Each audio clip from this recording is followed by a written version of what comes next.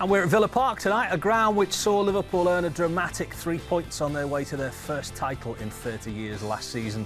It plays host to match number 4 of this new Premier League campaign for Jurgen Klopp's men, and they'll be facing another team who started well. Villa haven't conceded a goal in their opening 2 victories. The Reds face Dean Smith's side. It's an unusual kick-off as well, 7:15 on a Sunday night. Whatever next, we'll have audio commentary of all the action on LFC TV and LFC TV Go. Ronnie Whelan will be alongside Steve Hunter for that. Here in the studio, Gary Gillespie is with me, and joining us on Zoom is Phil Thompson as well. We look at Liverpool's season last year, won the league by a canter. Villa just stay up by a point. Guys. It should be... Good evening, Tom. Hi, Tom. It should be straightforward on paper, shouldn't it? Well, on paper it always is one of these things, but the game's never played on paper. I think Villa have obviously started the season pretty well. I think they'll be more than happy with a return with 2 games, 6 points. But have they played anybody of any great? No, not quite. Liverpool left it late last season down there. I think we were quite fortunate. I remember Andrew Robertson far post late on. I think it was like something like the 87th minute, and then well into injury time, Sadio Mane nicks that goal at the near post from that corner that they played all last season. I think that was the only time it ever came off. But you would just expect Liverpool to have a little bit too much for them at a ground that Liverpool historically do very well at. We look back on that game last season with great fondness, Tomo, and there was just this overwhelming theme of Liverpool just found ways to win. And the opposition knew once they'd equalised, they were probably going to find a winner as well. I think that's the great thing about this side, which is it was a newfound confidence, which they've built upon for the last 2 seasons. And you just knew if you can always get 1 goal, you will find something else. And it sends fear. You just get that 1 goal, it sends fear right through the ranks of the opposition. Doesn't matter whether it's Villa or it can be one of the big 6.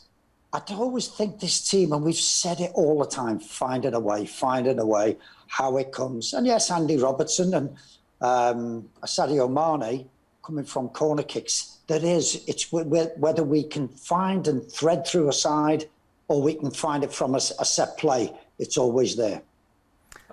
I think that's what good teams do, though, Tomo, doesn't it? Like that's what teams like the likes of the great Manchester United teams did in the early noughties. That you always expected, even like when you're sitting watching a game, you just kind of if they're a goal down or even 2 goals down, you always expect something to happen. And I think this team have got it in abundance. It's like that, Gary. You have to have great belief, don't you, in your own. And I know we won't go on at sort of our day, but that was always the case. You went right the way through. And, you know, because you have more possession than anybody, sometimes all our action could come in the last 20 minutes. You wear them down. You pass, and people can get bored by it. You can bet your life. The defenders on the opposite, they don't know where the next attack's coming from. And this side keeps probing, wearing people down until actually the legs give way on them and the mind goes as well. That's what you have to just keep on probing. And it comes, you're quite right, Manchester United found that way. And everybody moaned about us scoring so many goals in the last seconds, last minutes. But it's good football most of the time. Yeah, just wearing opposition down. Let's take a look, or a reference at least, to the other night, because, well, people have been having the debate all week as to whether it will have a big impact on Liverpool's season. Never nice to lose in any game. Liverpool's performance was fairly good on the whole, Gary. It was maybe just lacking that clinical edge. Yeah, I think the amount of opportunities, especially early on in the second half, I think we really put them to the sword a little bit, Arsenal. We just couldn't find that ball into the back of the net.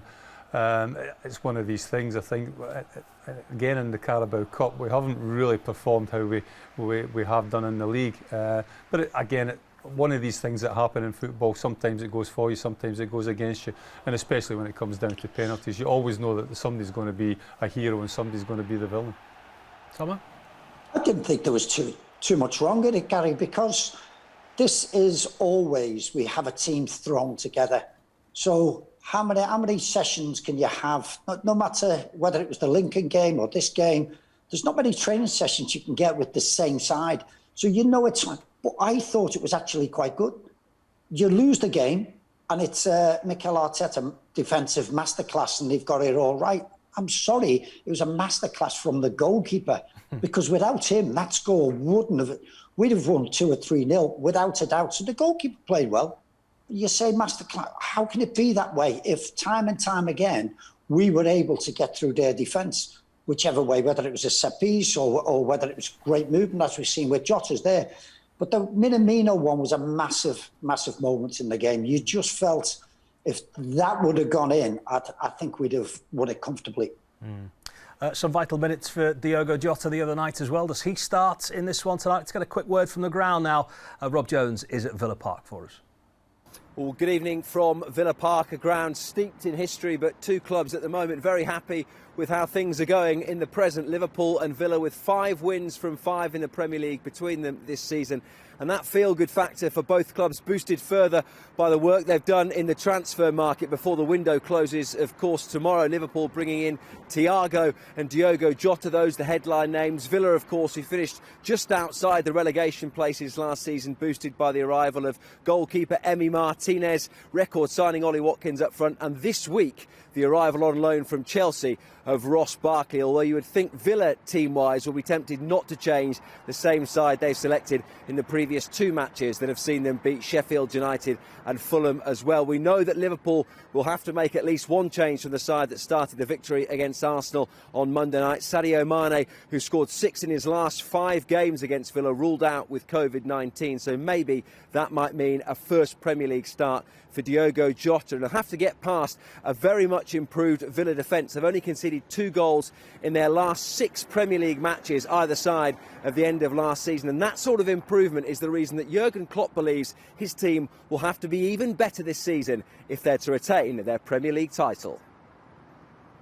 If we really want to attack the title this year, we have to improve, because all the others will improve as well. And I really think that the Premier League clubs did, from a football point of view, a really, really good business so far. So how I see it, all teams got stronger during the transfer period with the signings they made. And Aston Villa is one of these teams, 100%. I think Traoré and Barkley are 2 top signings, which will really help them. It feels at the moment like a really good window. It's a lot easier when you only have a handful of signings to do rather than 13 as we had to do last year.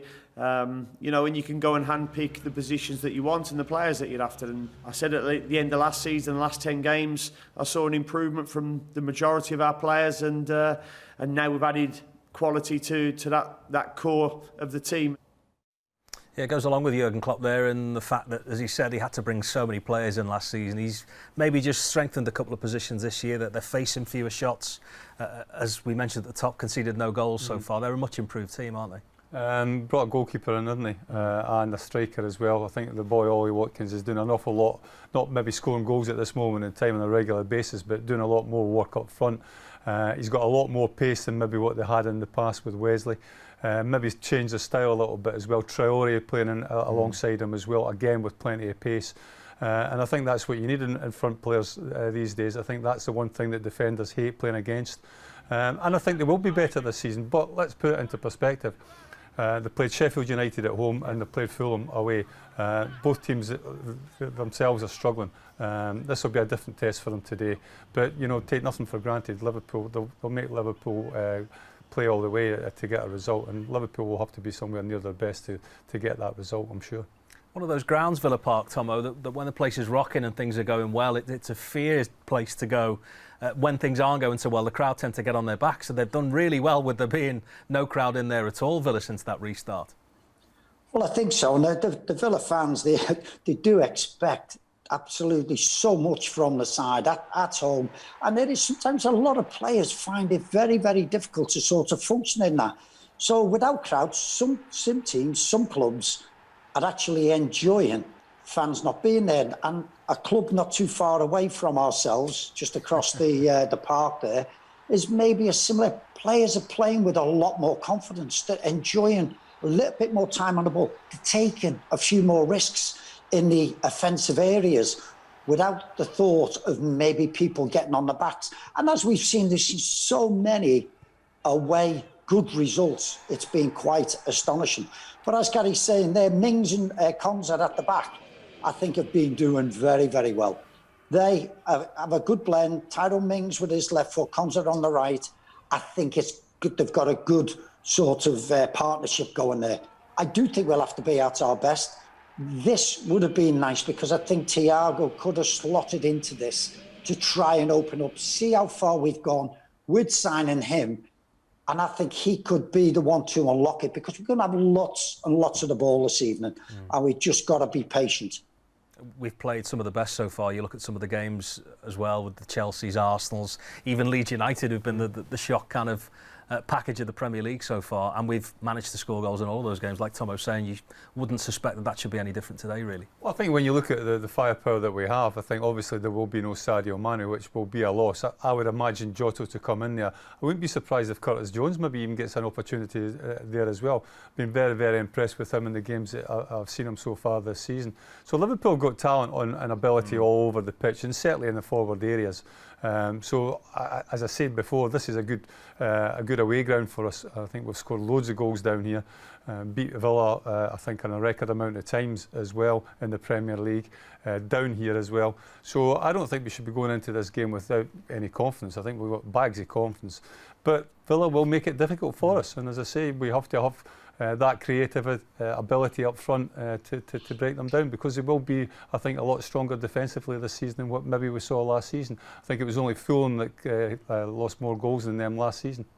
OK, Gary, and to Tomo as well. That is it from us for now. There'll be plenty of time for you to talk, Tomo, when we come back at 6:15 to build up to this game that we're really looking forward to, as Gary was saying just before, our favourite away Premier League opponents as well in terms of the stats too. Matchday live from 6:15 on LFC TV and LFC TV Go. Do join us for that if you can. From all of us here, bye for now.